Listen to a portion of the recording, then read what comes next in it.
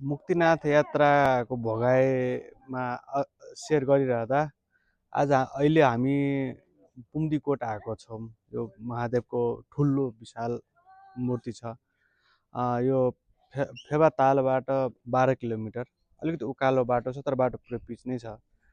यदि पोखरा आउनुभयो भने यो मन्दिर नछुटाइकन हेर्ने पर्ने ठाउँ जस्तो लाग्छ, किनकि यहाँबाट धौलागिरी, माछापुच्छ्रे अनि अन्नपूर्ण पहाडहरू पनि देखिने हुनाले आउनुपर्ने ठाउँ हो। अर्को कुरा यसमा इन्ट्रेस्टिङ के लाग्यो भने यो मन्दिर सबै दाताहरूले नै दान गरेर नै बनाएको रहेछ। जति सकेको छ त्यति सबैले दान गरेको छ। त्यहाँ 5,000 अनगिन्ती नै छ लगभग।